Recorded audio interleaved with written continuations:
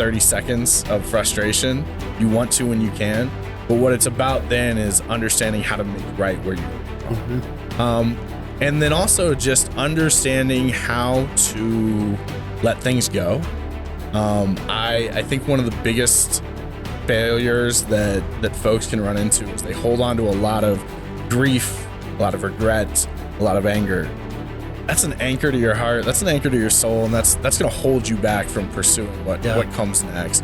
And so to have that lesson instilled so quickly of, hey, again, it's important to make right, but then also once you have done everything that you should and can do, it's also outside of your control. If somebody else chooses to accept those things, they get to make their own decisions, and it's up to you to decide if you're going to move forward or if you're going to stay caught in that bubble. And those are all just incredible things that genuinely I would not be sitting where I'm at today. Americans are capable of achieving extraordinary things when they have the freedom and opportunity to do so. This is American Potential. And here's your host, Jeff Crank. Well, thanks for joining us for another episode of American Potential. Always appreciate you being with us and helping us grow the podcast. And just continue to watch us on YouTube and listen to us on whatever podcast platform you use. We appreciate that. Look, the American dream, it looks different for each one of us.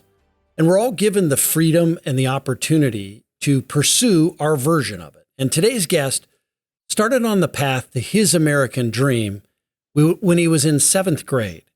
But it wasn't easy because of his family's situation. His mom was only 15 years old when she had him. And when his father left, his grandmother stepped up to help raise him alongside her own children. Growing up in a small coal town in Illinois, he learned the value of hard work from his grandmother, who didn't talk about it, but showed him by juggling 3 jobs to support them. One day, while he was in 7th grade, he decided he wanted to go to college, and he told his grandmother. Her advice to him was to focus on academics and extracurricular activities because he'll need to get scholarships to be able to achieve that dream. So during his high school year, he did just that, joining everything he could from athletics to clubs. And through his hard work, he was able to attend a private college in Iowa.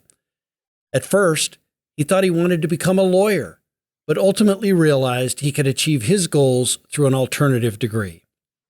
Now, not only did he achieve his dream of working on issues that are important to him, but also being able to have the opportunity to own a home, which he thought would never be possible. I want to welcome my friend, Jon Lueth, who is the Kansas Deputy State Director for Americans for Prosperity. Jon, thanks for being with us. Absolutely. No, thanks so much for having me on. Man, quite an introduction there you gave me. So hopefully I can live up to that here. Well, I think you've already done that through your life story. We were talking, I've sort of heard about your life story a little bit, but never really sat and talked with you. So I'm excited about this. And, I came from a very different family. Like I came from that, and we were talking about this in the pre-interview a little bit. I came from that bird's nest, right? That no matter what happened, you had a good place to come back. No matter what happened at school, home was always great. It was easy. We were middle class, but middle class sometimes is a lot easier than what most people portray it. Middle class in America, for sure. Talk about that. What was it like growing up with your mom and your grandma? Yeah, so it really was a scenario where my mother was still very much trying to figure her life out, being 15, Sure. and just barely so, only by a few months whenever I was born.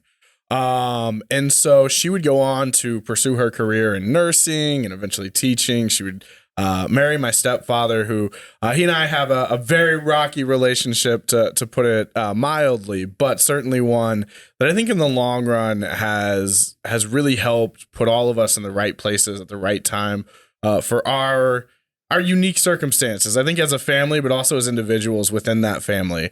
And so being raised by my grandmother, who just never seemed to have a day that she even flinched at, like, that this was the only option. It wasn't, there was never really that weighing out of like, okay, do we go to work today or not? Or do we do, it was just every single day she woke up, went to work at 5, 6 in the morning, and then would, come home, meet us after school. And you talk about one of the interesting juxtapositions I don't think I realized with our family for a long time until I was in probably junior high, maybe elementary, middle school, somewhere in that range. But, other kids would go home and they would go play with their friends. They would watch TV. Heck, they might sit down and do homework. I would go home and like change out of that year's Walmart shoes to last year's Walmart shoes. And we would go mow grass until it was dark. Right. And then we would go home and do homework or watch TV and things like that. And so that was something where it's so cliche to say, but like, I don't think we realized that we were, working class poor. Until certainly got a lot older in that. But one of the benefits there, was even when we did realize that, and it was okay, there's a clear dichotomy between maybe the family across town and our family, and the experiences they have. What made it so great in my mind, though, was knowing that was an actual real possibility. That wasn't the possibility of a family that only exists on TV.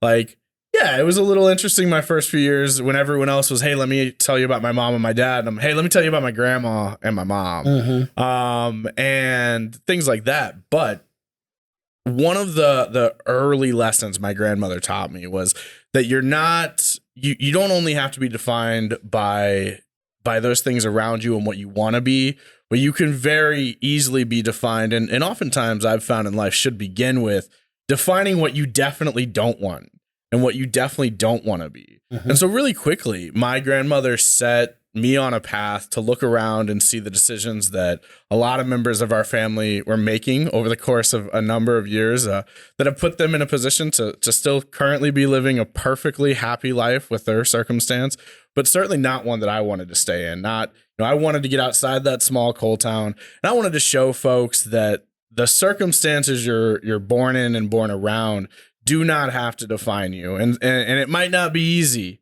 but there really is a path out there. It's Journey might have nailed it with just a small town boy getting on, but we're trying to get out of town, and you certainly can. And ironically to Journey, part of it is just don't stop believing that you can do it. It's a big mental game in that way. So as you look back, I mean, you were very fortunate to have your grandma. Absolutely. Right. I mean, she was that guiding force in your life. There are kids who grow up who are in the same situation you have that maybe don't have that grandma. Maybe they're in a foster home situation, or they're just kind of kicked around the system or whatever. You were really fortunate, right, to have that beacon in your life. Oh, absolutely. I was extremely blessed to not only have her as really that cornerstone. Like I have to admit that I put two things as kind of the cornerstone of what has shaped me and who I am. And that's frankly my faith in my grandmother. And I've had ups and downs with both of those over the years.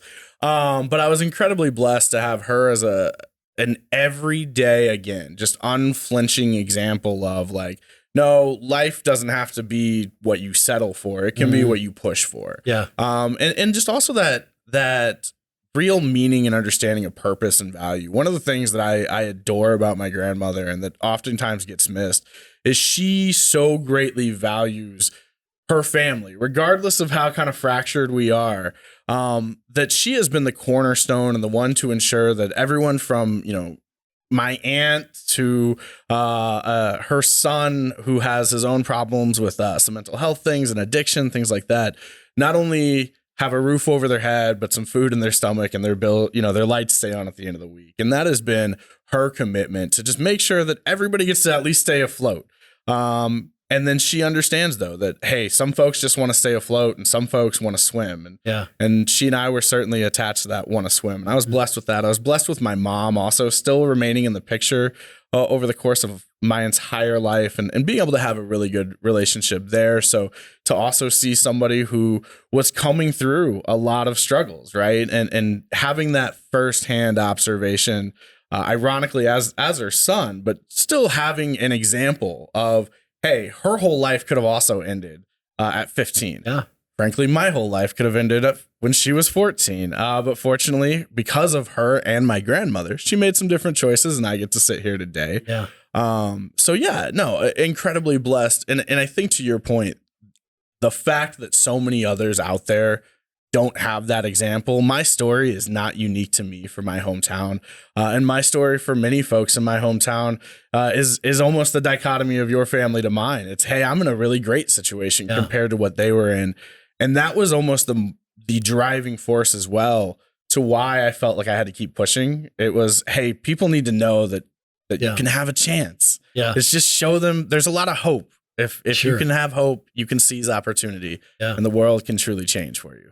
We talked a little bit about this as we were getting ready to sit down and do this interview, but everybody has their burden. Everybody has a cross to bear, and you can use it as an excuse or not as an excuse. Like as I sit here and talk, like my life seemed probably a lot easier than yours. But at the same time, you know, my mom died when I was 14 years old, and that was my moment, right? Yeah. I could have chosen right at that moment that I was going to use that to say, well, woe is me. Everybody else has a mom. Exactly. Why is life so unfair that I don't have a mom? And I could have chosen to do drugs. I could have chosen to kind of go down the wrong path.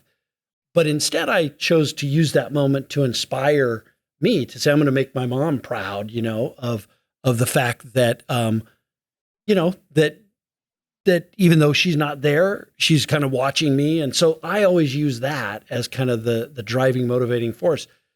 But so that's different than your crutch that you had to bear. But everybody does have that, right? That it's this moment of choice in their life where they can say, woe is me. Life's been terrible. Or, hey, I'm just going to grab it and I'm going to go. That's absolutely it. Regardless of whether your moment is something like a loss of a family, a loss of a mother, something like my situation, or, you know, the Pain Olympics are not real. Let's be clear on that. Yeah. So your moment can be whatever it is, but you nailed it. It's the inflection point of understanding what choices you're going to make. Yeah. And how you perceive the world around you.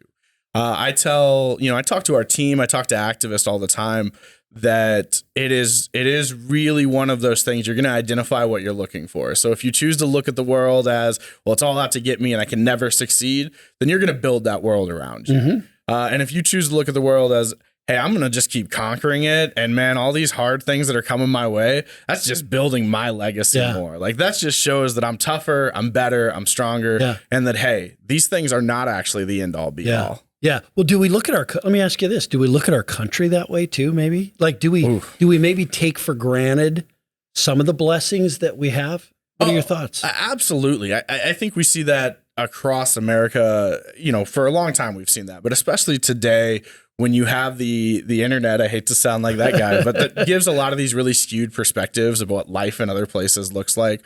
One of my favorite Instagram, TikTok trends is the vacation spot debunkings, where you see these videos that look like these angelic vacation spots, and then they show you like 3 feet to the right is like a trash dump. Yeah. That's a lot of, I think, people's perspective is that they're like, oh, well, you know, over there is so great and we're just so bad. And it's like, no, stop. Observe the reality of everything in the context, you know, really understand the meta of what's happening around us. Right. And you're going to realize that, man, America to this day, for all of our faults and all of our flaws, of which there are many and many that deeply wound a lot of folks, still, we are undeniably still the last bastion, in my opinion, of the place for folks who want to raise themselves up, who want to get bigger, who want to go beyond what somebody else is telling them that they can be. Yeah. And there's no other country in the world that can allow you to do that. And I think the evidence is oftentimes in the folks that complain the most about the circumstances we're in. It's like, man, if it was as bad as you think,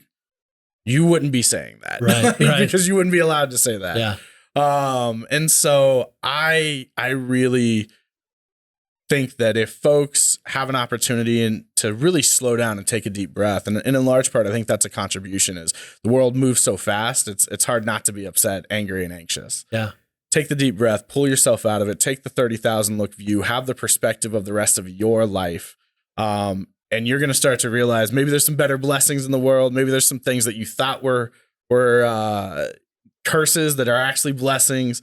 I always put it in the sense of, for my team, I talk about that we want to be Excalibur. And if you know anything about how a sword is forged, you got to go in the hottest fires, the coldest waters. You got to hammer that metal a lot.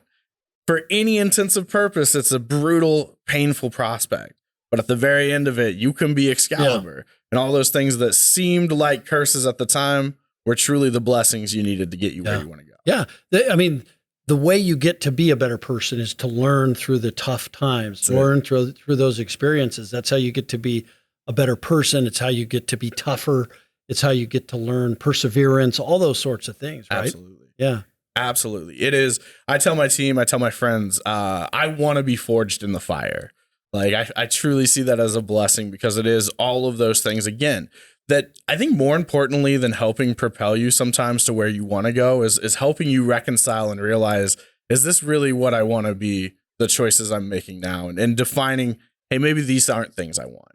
Because I will always drive that. It is, to your point, it is so easy with your inflection point moment to say, this is my boohoo moment, I'm out, I'm going to quit. Really, for me, it wasn't that I made the choice that I'm going to go pursue this other thing. It simply was in my head first. I made the choice, I can't be the person who quit. Not after I've watched my grandmother my whole life work 3 jobs, sun up to sundown and beyond. Like, it would be disrespectful to her and to my upbringing to say I quit. So that's how I defined it first. Yeah.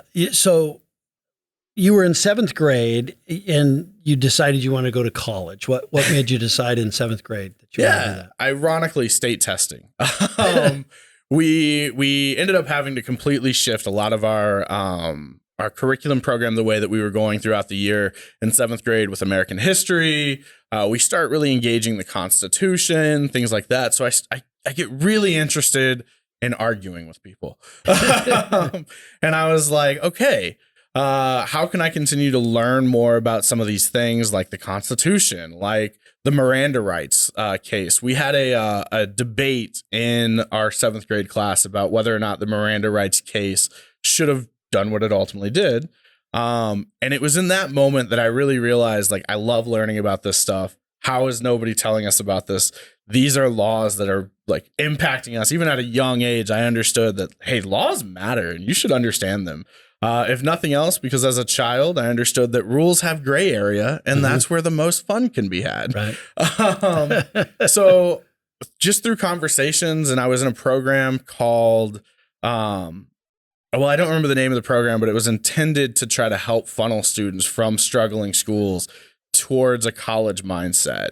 And so I really embraced that, and ultimately was like, hey, I think I want to go to college. At the time, thought I wanted to go become a Missouri Tiger. So shout out, go Tigers. I ultimately did not.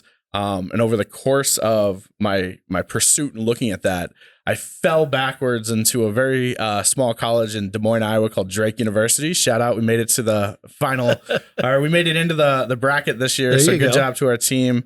What's their mascot? We are the Drake Bulldogs. The Drake Bulldogs. See, there you go. You know, and I always found my high school mascot and my college mascot were Bulldogs. I now own a Bulldog. And one of the reasons is I remember in high school football really learning a lot about the Bulldog. And they can be lazy, they can be playful, there's all things, but they're also incredibly persistent. And there are stories of Bulldogs as protection dogs that will literally give their lives defending their territory, because that's what they do. So I've always been inspired by that mentality of, you know, maybe an unconventional dog that certainly is not for everybody, but has gone out and really blazed a place in history. If you look at everything from England to the number of sports teams in this country, from high school to college to you name it, that use that as a mascot, as the rallying cry. Yeah. Well, and that's pretty fascinating. And you were going to be a lawyer. Yes. You wanted to be a lawyer? I wanted to be a lawyer. Let me tell you, you're glad you didn't. My son's a lawyer, and I had to hear him whine about going through, and taking this, the LSAT and the this and the that and the bar exam. So I think you probably made the right decision. You know what's really funny to me is every lawyer I've talked to, both while I was considering it and after I made the determination I wasn't, told me don't become a lawyer. Yeah, right. But no, I wanted to be a lawyer. I learned about the Miranda case. We in 8th grade learned about the Constitution and had to take our Constitution test. And I just fell in love with it. I also fell in love with debate and well-informed debate. And I even in 7th and 8th grade, I understood there's the difference between debate and argument. Yeah. And I like debate. Yeah. Certainly I can argue if we need to. We don't need to. But we don't need to. And I was like, I want to go to law because I wanted to defend people, frankly, from a lot of things that I was like, hey, law is the well-armed piece of government. And so that's, Big Brother, that's the, just the idea of somebody that big being able to influence our lives that well and not understanding it. Right. Terrified me. So I was like, I'm going to become a lawyer. I'm going to go help these people fight for this. As I went through college, I signed up for an LSAT. I took it cold because I wanted to establish my baseline. I did okay. I spent all the money on the LSAT books, sign up for the next test. I'm ready. I'm looking at law schools. And the second semester of my senior year in February, I have the epiphany. I don't want to go to law school. I want to have nothing to do with that because what I really want to do is impact policy, not fight the law. Let's just go change the law. Yeah. Let's make it better. Instead of fighting for one person at a time every so many months, let's just go fix it for everybody. Yeah. Great. And got involved in politics early on in my college life. And so just really leaned more into that and came to find out that policy and policy champions and people who are willing to put themselves out there to kind of fall on the sword a lot of times for good policies and bad policies are the place that's where I wanted to operate in. So 2 things happened while you were in high school that had an impact on you. What were those? Yeah. So the first major moment for me that I think really redefined a lot of how I wanted to tackle life was my football coach unfortunately committed suicide the morning of our last junior varsity game. The Friday night before that, I had been playing junior varsity and varsity. The Friday night before that, we had gotten just slaughtered as per usual. We were not a good football team. 4 years, we won a single varsity game. And it was actually my senior night. So it was a way to go out. But that freshman to sophomore football coach, he had given us an incredibly inspiring speech on Friday night when we got beat like 65-7 with 14 players on the sideline. And if you know anything about football, you have to have 11 on the field at all times. So it was a long night. Yeah. But he told us all, and looking back, I can't help but imagine that to some extent this was him knowing some of the choices he was about to make that weekend. He told us all that he knew that those of us in that room that day, we were going to be fine in life, and we needed to understand that because we, at such an early age, were going through the meat grinder. And if we just came out the other side of that, we were going to be able to put ourselves together. We were going to be held together, and we were going to understand more so than even many adults what it meant to come through a tough time. And then he would put us to the ultimate test of that the following Monday. It really rocked my entire world. This man had become a father figure for myself and so many others who lacked that. My family had actually helped re-roof his house. I had helped him and his family move into his house. I knew his wife and children so very well.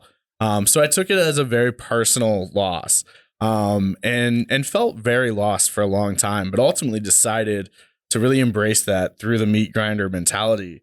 And just, it was a moment of, I can either disrespect everything that he put into us, or I can respect what he's given us, and we're going to keep pushing forward. And ultimately, thanks to my grandmother again, she was the first person to show up. She took me, we went and talked with a pastor family friend.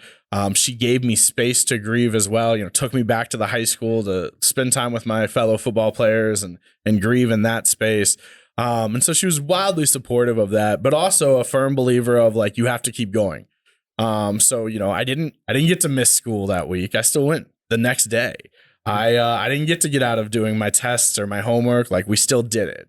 And it was because there was this realization that, hey, life is hard, but life is also always moving forward. So you can either get left behind in it and then have an even harder time trying to catch up to where you were, or you can say, I'm just going to keep chipping away here today. And that was where we went. The second inflection point would come a year later. Totally new football coach, had a little bit different, a little bit more of an old school. We're in Pittsburgh, a little bit of an old school Steelers mentality of grind it out kind of football. So we were doing like 3-a-days and 100-degree temperatures in the middle of summer.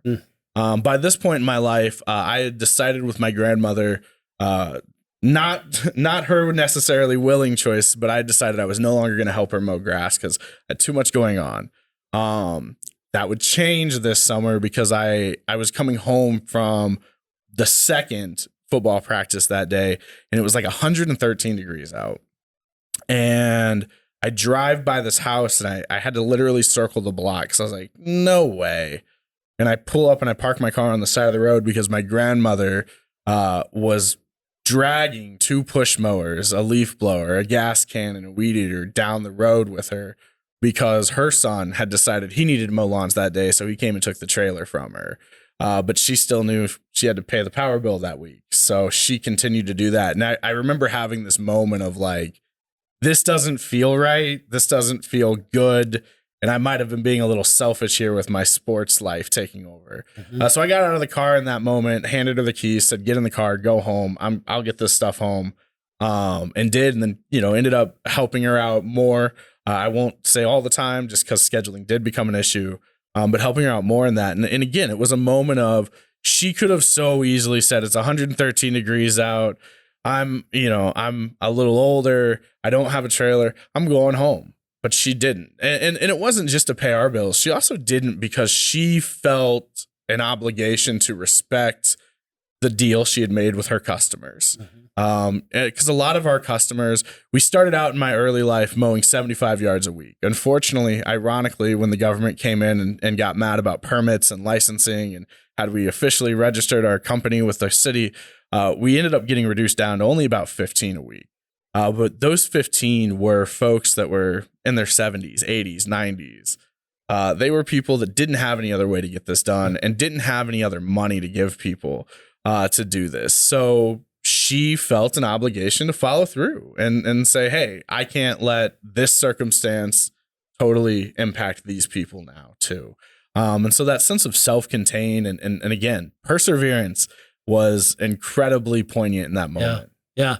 Your grandma, you talked politics a little bit with her based on some of that, right? Some of the job stuff absolutely. And government kind of interfering in what she was doing. So 2 of her jobs actually are working for the government. And so my entire life, I have been politically aware because who won county commission seats decided whether or not she had a job. Yeah. And so every election cycle, it got real important to know what we were talking about, who we were talking about, and why. What became interesting is growing up in Illinois, where it's a little bit different political environment than maybe we personally shared, was there didn't even be those conversations about when did you need to say, I'm going to compromise on maybe not voting for someone with a particular party affiliation, but voting for someone who's going to help push forward things that are going to help what we're trying to achieve. So even at an early age, it wasn't about what party you were or what any of those other things, or if we agreed on all the issues. It was about finding the person that agreed on enough of the right issues that you could then move the ball forward. And so it was always really cool having those conversations, even going into first or second grade, when presidential debates were happening and like having an opinion. I'm sure my teachers loved it. I'm sure they did. Yeah. Yeah. So that kind of shaped, I guess, your worldview, your view on politics? It really did. It made me realize that principle and pragmatism matter. And I don't know if I would have used those terms, certainly at such an early age. But understanding what it is that is truly your core principle, those core foundations, these are your non-negotiables. This is what you are striving to achieve. And then understanding the art of that compromise and the art of pragmatism and being able to say, okay, what do I want to achieve, but what is the reality of what is possible to achieve today? And sometimes it's not about what you have to give, it's about what folks are able to receive. And so whether that is in politics or whether that is just generally in life, it really helped shape from an early age, not only in politics, but even in a lot of interpersonal relationships with friends. I like to go down the line of questioning. It's like, all right, let's just fully break down everything that has led us to this moment. And that can be a really good time sometimes. And it can also make some folks uncomfortable sometimes as they have to reconcile maybe where they haven't fully thought through some of these political issues or where they solidly land on it. And I just think that if you can get out of the t-shirt mentality of I've got the same jersey as the next guy, and you can really think about what am I trying to achieve and why, that puts you in a position to realize that really, truly, the vast majority of people out there, you guys do agree on a lot of things. You're just trying to live your lives. There tend to just be a couple of really popular topics that people find themselves divided on and decide that that's now the framework of how this other person must exist in their entirety. Again, given just watching my grandmother have to navigate many times advocating for the election of folks that on a grand scale, on a national political level, I guess I would say, didn't agree with her personal convictions, but in a local community scenario where these were local elected officials, really understanding the individual and putting aside some of those national political arguments to figure out how to thread those needles and, again, be able to keep the bills on, be able to keep that job, keep things moving in that way. Yeah. So then that led to you finding a home at Americans for Prosperity. So talk about how maybe that your life shaped you for this role and what you are trying to do now in your role and what you want to do with the rest of your life. 100%. So I had a number of years of political experience, field campaign work in a lot of different areas. And I found Americans for Prosperity. It's been almost 10 years, which is crazy to say. But I found them because a campaign I was working on was coming to a close. They were moving to a different state. They asked me if I wanted to go, but I was still finishing my college degree. And I was like, I've got to stay because I got to deliver that college degree. My family cares about that. That's an important thing for all of us. And so they were like, well, hey, maybe you should consider volunteering with this group called Americans for Prosperity. And I was like, okay. Ironically, they would go on to give me advice not to become a lifer at AFP. And now almost you're a 10 lifer. years later, here I am with no plans of going anywhere. But what I found and fell in love with at Americans for Prosperity and why my journey with us started as a volunteer, then a part-timer, then back to a volunteer, then eventually a full-time field staffer, and now very blessed to be the deputy state director in Kansas, was a lot of exactly what I felt like my grandmother had been trying to promote my entire life, even if she didn't have the same terms. So a lot of times in the organization and beyond, we can talk about things like program theory or, the human action model. And, we didn't use those terms, but my grandmother from the beginning of my life was painting a vision of a better state, created the sense of unease with the circumstances we lived in, and then pushed to find a path to get there. That's human action model, guys. Yeah, right. And so when I show up at AFP and they're using maybe fancier terms, but talking about these things, I'm like, I've been hearing this since I was 2 years old. Right. Maybe this is where I should be. And then I had a very good friend of mine in the organization, Tyler Rager at the time, who very early in my career as a field staffer for Americans for Prosperity framed it, I think, in the best possible way. As an engagement director in particular, you have the greatest job in the world because your job is to go out and make friends with people and then help them achieve their goals. Yeah. What more can you ask for? Sure. It's amazing, the most fulfilling work you can find out there. And I truly believe there is no other operation in the world that has the potential, the capability, and frankly, the people that Americans for Prosperity does. And that's why we are celebrating 20 years now. That's why we're going to have 20s and 20s and 20s for years to come. And that's why I want to stay at Americans for Prosperity and continue to really just expand the institutional knowledge I can bring and help bring that into, our new colleagues that join us every year.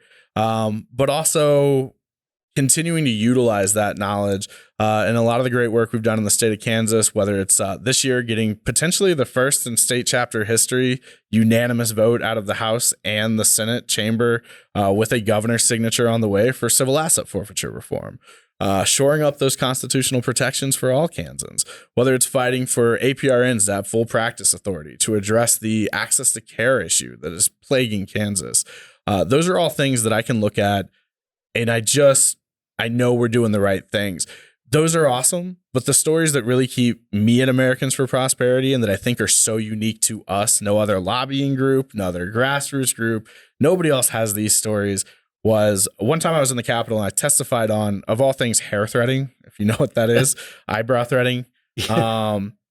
And I was testifying on it. I come out of the committee and this woman runs out and grabs me and she goes, "Hey, I've heard you testify before. Can I talk to you about my daughter?" I'm like, okay. The short and the sweet of it is her daughter was born deaf. They moved halfway across the state to the only school for the deaf in the state of Kansas so she could enroll there. And at 12 years old, had a literal miracle and started to develop hearing. Oh. So she got kicked out of the school for the deaf because she no longer qualified. So now you have a 12-year-old little girl put into a school system she's never been into with no one that she can communicate with because the only language she's ever had is American Sign Language. This was a horrible situation. This mother was grieving. We were able to, in less than a year, because our legislative sessions are only 90 days and we were already partially into it. So in less than 90 days, we were able to get that situation fixed, change the law, change the way that worked and say that, hey, just because somebody has a literal miracle, we're not going to punish them and certainly not punish their educational progress. Yeah. And those are the stories that I think are unique to us. Those are the stories that Americans for Prosperity can and will and always is achieving in those big policy fights, but in those so minute singular issues that frankly, I don't know if anyone would have thought of. But that mother was able to see what we do from all these other hearings and on a bill of all things that had nothing to do with anything like that. She felt that, hey, these are people that I should go approach and talk to get this issue solved. Yeah. And that's so cool. Why have we not done a podcast episode on that story and that mother? We need to do that. We need should to do that. We'll get another one going. That sounds good. So Iowa's brought us a ton of stories. Kansas has brought us some stories. So that's another one that we need to do soon. We'll get it in the docket for sure. Sounds good. So final question, like you're looking back on your life, your grandma, I mean, she taught you a lot. She taught you, she shaped your life, right? Your life would be totally different without her being in it. What did she teach you? What are the things she taught you? Oh, wow. She taught me, again, so much about perseverance, so much about principle and having values and valuing those values. A lot of people can profess values and then maybe not follow through on that. But she also showed me that you don't have to be perfect. Don't get me wrong. There's been a lot of ups and downs over the years. There's been some real intense moments. There's been some knockdown, drag out arguments. But the ability to always move forward and understand that those moments in time do not have to define the rest of your time. And that's really powerful because I think it's so easy. Human beings are emotional creatures. I'm as guilty as anyone. You have that thing happen and maybe that first gut reaction, you don't even mean to. And 30 seconds later, you're like, oh man.